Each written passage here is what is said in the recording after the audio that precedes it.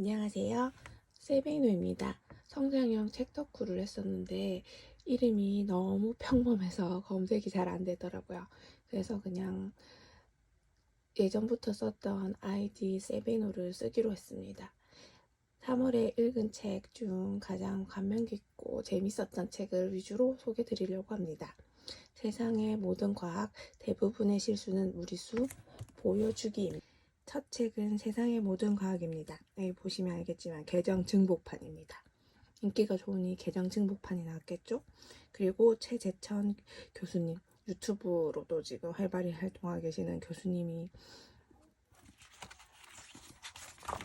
추천사가 이렇게 멋지고 훌륭할 수 있다는 사실을 알게 되었습니다. 추천사에는 폴 고갱의 우리는 어디에서 왔는가, 우리는 무엇인가, 우리는 어디로 가는가에 대한 그림과 이 책을 엮어서 설명해 주시는데 한 번에 이해가 다 됐어요. 그래서 이 책의 모든 구성이 이 질문에서 나와 있다는 걸 알고 보면 책이 너무 쉽습니다. 그리고 이 책의 가장 좋은 점은 코스모스, 청균세, 사펜스처럼 시계열인데 한 주제 안에 모든 시계열이 다 들어있어요. 여기 보시면 인류나 우주, 지구, 바다, 대륙, 조상으로 주제가 정해져 있습니다. 이 주제끼리 우주, 지구와 연결되어 있기도 하지만은 우주만 보고 쉬었다가 지구만 보았다가 쉬었다고 해도 아무 이상 없습니다. 읽기가 훨씬 쉬워요. 그리고 인류 같은 경우도 소제목에 보면 나무 위에 내려와 지구 최강 포식자가 되기까지라고 되어 있지 않습니까? 나무 위에 내려온 최초 인류부터 현재 서로 싸우고 있는 우리 인류까지 역사 얘기가 다 들어있습니다. 그래서 이 하나만 봐도 책 한 권 본 그 느낌입니다. 그래서 이 책을 꼭 보셨으면 좋겠습니다. 정말 강추하고 코스모스 얘기도 조금씩 보이고 사피엔스에 나왔던 얘기도 조금씩 보여서 그 책을 좀 더 쉽게 보고 싶으시면 이 책을 꼭 보셔야 된다고 봅니다. 세상의 모든 과학의 다음 장점은 그림입니다. 그림을 보면 바로 이해할 수 있습니다. 제가 제일 좋았던 장면은 10억 년 후의 지구의 미래입니다. 아까 얘기했듯이 한 챕터 안에 시계열로 모든 이야기가 들어있다 보니까 과거, 현재, 미래가 다 들어있습니다.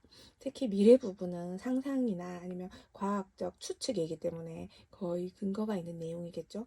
10억 년 후의 지구의 미래는 코스모스에서도 나왔듯이 태양 때문일 거라고 추측을 해놨고 태양 때문에 어떻게 지구가 소멸하는지를 보여주는 귀여운 그림이 있습니다. 내용은 귀엽지 않지만 그림은 아주 귀엽게 그려놨죠. 태양이 점점 노화가 되면서 팽창하게 되고 그 주변에 있는 다른 지구와 같은 친구들이 전부 태양에 빨려 들어가면서 사라지는 걸 그림으로 표현한 겁니다. 이해하기 쉽고 그림도 귀여워서 잘 볼 수 있겠죠? 그리고 철학적인 요소도 상당합니다. 매 문장에 여는 위트 있는 철학적인 문장입니다. 우주는 점점 팽창하고 암흑물질로 뒤덮이기 때문에 결국 우주는 무에서 태어나 무로 되어버렸습니다. 눈에 보이지 않던 작은 점에서 생겨난 우주는 결국 아무것도 보이지 않는 텅 빈 공간이 되었습니다. 허무하죠? 하면서 영감님의 영광의 시대는 언제였죠? 난 지금 라고 하는 이 문장으로 우주의 철학을 결론을 내었습니다. 위트가 넘치시죠? 그리고 대륙의 조상에 대해서 이야기를 하면서 인간의 조상은 유인원이죠. 유인원 중에서 점점 숲과 생태계가 파괴되면서 오랑우탄도 멸종위기고 침팬지도 멸종위기더라고 고릴라도 멸종위기죠. 그런 부분에 대해서 씁쓸한 철학을 담아놨습니다. 인류가 1000만 년이나 같이 진화해 함께 살아온 소중한 친척이자 동료들을 자신의 손으로 없애는 불행한 일이 일어나지 않기를 간절히 바랍니다. 유인원 중에서 멸종위기에 처하지 않은 유일한 종은 인간뿐입니다.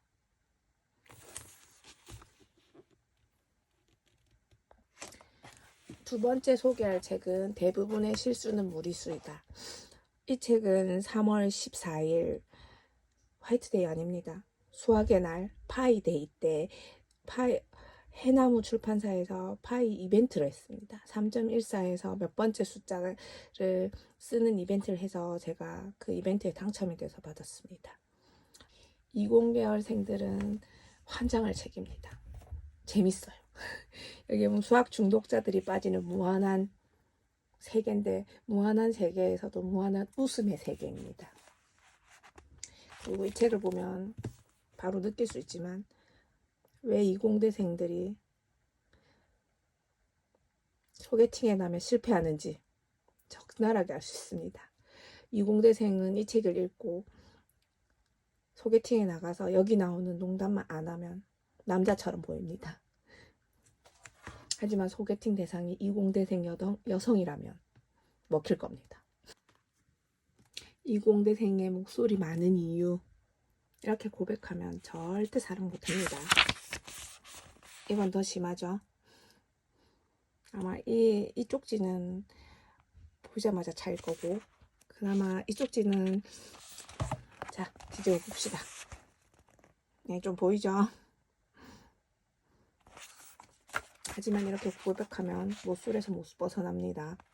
될 뒤에 이 그림에 대한 해석이 있습니다. 해석은 그 누구보다 진지합니다.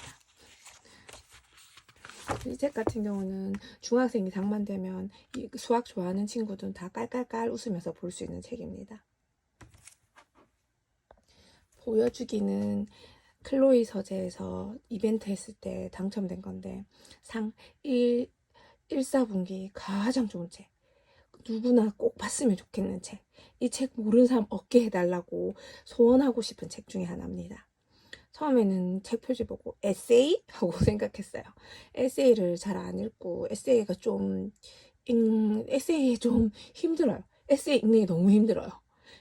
그 에세이 보고 있으면 그냥 남의 일기장 보는 것 같아서 죄책감이 들 때도 있고 해서 잘 안 빠지게 되는데, 그래도 여기 보면 치사한 성공의 사례라는 단어를 보고 무슨 얘기일까? 어떻게 치사하게 성공했을까가 너무 궁금해서 이벤트를 신청했는데 당첨이 되었어요. 다른 당첨되신 분의 후기도 봤는데 사람들이 전부 다 도둑도 때론 도움이 된다, 이 부분을 사람들이 제일 재밌어 하시더라고요. 근데 저는 여기는 한 놈만 팬다가 훨씬 더 재밌었거든요. 그럼 일단 도둑이 어떤 내용인지부터 구성을 좀 얘기해주면, 역사적으로 유명한 성공 사례, 역사적으로 특이한 성공 사례를 보면서 이 성공 사례의 의의가 뭔지, 그리고 어떤 점이 있었는지 그런 것도 얘기해주고요. 그리고 다른 데는 요즘 화제된 드라마나 화제된 내용이 예전에 어떤 성공하고 연결돼서 이렇게 이 화제성을 낳게 되었는지에 대해서 이제 엮어서 설명해 주는데, 그 엮는 전개 방법이 너무 유려하고 무르르듯이 잘 연결되어 있어서, 와, 글은 이렇게 써야지, 와, 어떻게 이 화제성과 이 역사적 사건이 연결돼서 이렇게 전개가 되지? 하고 무릎도 치면서 와, 이 말만 계속 하다가 보게 됐어요. 절도 마케팅에 대해서 설명하는데, 절도 마케팅으로 이 여자분이 유명해지셨거든요. 위노라 라이더.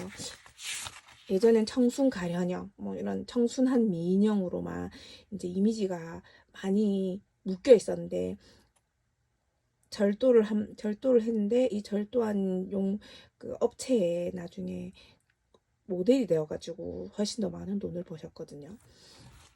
이 사건이랑 모나리자의 절도 사건을 엮어가지고 설명을 해줘요.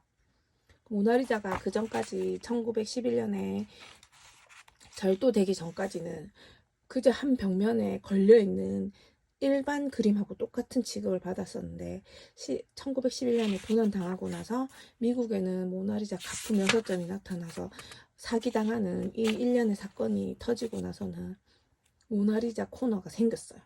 저도 프랑스에 여행을 딱 한 번 갔었는데, 2번의 해외여행 중에 한 번이 프랑스였는데, 그때 모나리자를 보려고 갔더니 모나리자 가는 길에 설명을 해주시는데, 모나리자 찾으려고 이방저방 기웃거릴 필요가 없다고. 모나리자 앞에 사람들이 구름대처럼 몰려 있어서 사람들이 많이 몰려 있는 곳에 가면 아 저기에 모나리자가 있구나라고 생각하고 보면 된다고. 그래서 갔더니 정말 사람들이 구름대처럼 몰려 있어서 모나리자와 단독샷을 찍는 게 불가능했어요. 그래갖고 저희 사진 어떻게 찍었냐면 모나리자가 저 끝에 손톱만하게 보이게 해놓고 그 주변에 사람이 정말 많다는 걸 인증하면서 찍었습니다. 그 모나리자가 유명하게 된 사건에 대해서 설명하면서 절도 마케팅이라는 이 용어를 설명을 해주시더라고요. 그래서 아 그렇구나 하면서 그럴 수도 있네 하고 깜짝 그리고 제가 가장 좋아했던 부분은 사실은 한눈만 팬다 이 부분입니다. 이 부분에서 제일 처음 든 근거가 더 글로리의 연진이에요. 더 글로리의 연진이며 연진이 가지고 무슨 이야기를 할 수 있지? 보통은 더 글로리 하면 동은이 이야기를 더 선호하는 편이잖아요. 근데 이분은 연진이로 얘기를 주셨는데 연진이의 왕따 전략이 드라마에서는 너무 무리수다. 보통 왕따 전략은 한 명만 팬다. 그래야지 주변 애들이 자기를 선생님한테 꼰지르거나 내가 저 왕따가 되면 나도 저렇게 당하겠지 하고 불안감을 느껴서 그 왕따 주동자를 배척하게 되므로 다른 친구들한테는 너무 친절하게 대하고 언니 그 왕따 하나, 그러니까 동은이 하나만 죽도록 목살게 굴어갖고 사람들이 전부 다 동은이만 혼나니까 동은이만 괴롭힘 당하니까 우린 동은이만 있으면 안전할 거야 라는 생각을 하게 만드는 게 왕따 주동자들의 전형적인 패턴인데 그 더 글로리는 안 그랬다고 그런 얘기를 하시더라고요. 그러면서 엮은 이야기가 독일이에요.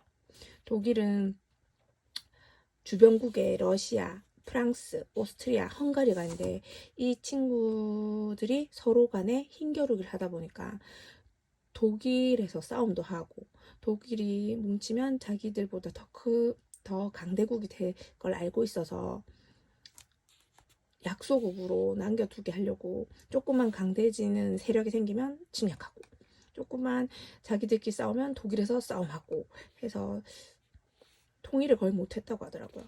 1870년에 북독일 연방이 주도해서 프로이센 왕국을 세우고 다른 이제 남부 지역에 영향력을 행사하면서 프랑스하고 전쟁을 했어요.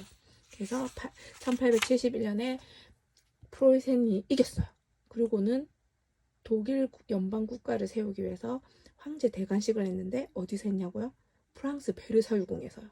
자기들 죽도록 괴롭힌 프랑스 국민들에게 니네가 아무리 괴롭혀봐라. 우리는 통일하겠다. 우리는 황제를 내세우겠다. 하고 선전포고를 한 거죠. 그 주변 국가들에게 우리가 프랑스 이겼어. 너네도 우리 더 이상 만만하게 보지 마. 하는 그런 의미로. 근데 그 주동받은 그 대관식을 주동한 재상이 오토 본 비스마르크. 가장 역사상 최고의 정치인이라고 독일에서도 인정하고 존경받는 분이라고 합니다. 이분의 특징이 한눈만 패예요. 전쟁도 잘하긴 잘했는데 한눈만 팬 게 어떻게 팼냐면 처음에는 오스트리아 쪽을 왕따시키고 오스트리아랑 친한 이제 지방 영주들을 구워 삼고 오스트리아를 왕따시켜가지고 묶은 다음에 그 뒤에는 프랑스만 팹니다. 프랑스만 패고 프랑스에서 이제 대관식 한 이후로 프랑스가 나빠. 프랑스는 세상의 악이야. 라고 해서 영국이랑 프랑스랑 식민지 정쟁 때 부딪혔는데 독일이 영국 편을 들어줬어요. 특이하죠? 그 영국 편 들어주고 프랑스가 바로 옆에 있는데 쳐들어오면 어떡하려고 했지만 프랑스 아무리 세도 독일이고 프랑스가 우리 쳐들어오면 너네도 쳐들어갈 수 있다 하면서 주변 국가들을 프랑스가 얼마나 위협적인 존재인지 계속 강조해가지고 다른 국가들도 그래 영국한테 줘야지 영국 식민지네 하고 그런 편들게 해서 프랑스를 결국은 그 식민지에서 나갔겠거든요. 그런 점에서 이제 아까 그 연진이처럼 한 놈만 패지 않는가하고 다르게 진짜 한 놈만 프랑스만 주구장창 팼어요. 그래서 주구장창 패서 자기 이제 통일도 하고 주변 국가들에게 지지도 받고 프랑스는 속이 답답했겠죠. 하지만 그때는 프랑스가 강대국입니다. 동은이처럼 약자가 아니에요.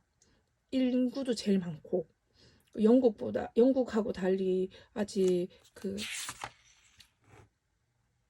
뭐 영국하고 거의 비슷한 수준의 총생산량도 영국이랑 비슷해서 대륙에서는 가장 강대국이었어요, 프랑스가. 그러니까 비스마르크가 완벽한 정치인이자 존경받는 정치인이라는 걸 알 수 있는 게 왕따 전략을 잘 사용했다는 거예요. 정말 한눈만 팼어요. 프랑스만 팼어요, 나중에. 적의 적은 동지가 될 수 있고 적을 여럿이 두면 왕따의 전략이 깨진다는 사실을 제일 잘 알아서 왕따 전략으로 통일된 국가를 그대로 유지할 수 있는 기반을 다 세웠어요. 근데 문제는 그 기반을 누가 다 먹었다? 히틀러.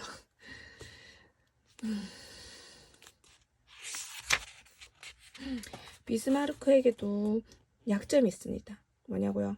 비스마르크는 황제가 아니에요. 재상이죠. 황제한테 팽당할 수 있는 일개 공무원, 수상이라는 거예요. 그래서 처음에는 통일된 독일에서 통일까지는 위대하고 멋지고 가장 존경받는 정치인이었지만 통일 이후에 태어난 젊은 세대들이 쑥쑥 클수록 식민지 안 만드는 독일이 늙은 노인 같고 다 비스마르크 때문에 우리가 이렇게 힘이 없고 궁핍하게 산다고 이제 욕을 먹기 시작했죠.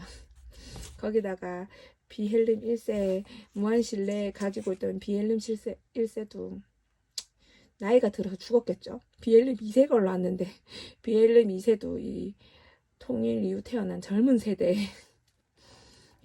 세대와 같은 이제 사상을 가지고 있었던 거죠. 이분이 흔한 말로 표현하길 가오충이라고 표현이 완전 귀에 쏙쏙 들어오고 눈에 쏙쏙 들어오고 머리에 쏙쏙 박히는 단어로 잘 표현했죠. 그래서 결국은 경질됐어요. 그 이후에 이제 세계 1차 대전, 세계 2차 대전, 1차 대전으로 독일이 황폐해지고 2차 대전에 주역이 재상이 되고 수상이 되면서 이제 독일이 많이 힘들게 되죠.